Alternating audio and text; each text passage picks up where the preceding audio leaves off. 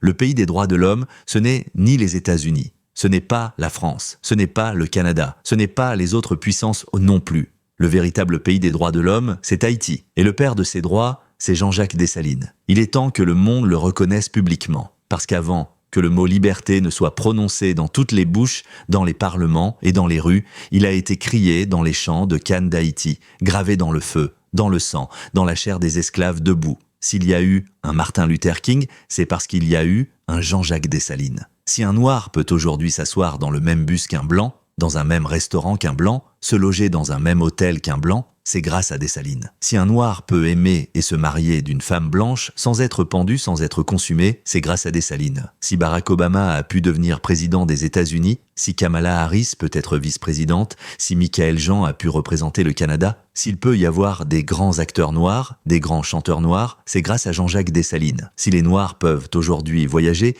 habiter dans des quartiers blancs, envoyer leurs enfants dans les mêmes écoles, jouer dans les mêmes parcs d'attractions, c'est grâce à Dessalines. Si des nations africaines ont pu se libérer sans un océan de sang, c'est grâce à Haïti. C'est grâce au sang versé par le peuple haïtien, c'est grâce au sacrifice haïtien. Au nom de la liberté noire. C'est la souffrance d'Haïti qui vous rend confortable aujourd'hui. Si vous pouvez parler librement, créer vos associations, écrire vos livres, faire vos vidéos sur les réseaux, si je peux vous faire cette vidéo et que vous pouvez la regarder aujourd'hui, c'est parce qu'un jour, en 1804, un peuple noir a décidé de dire non.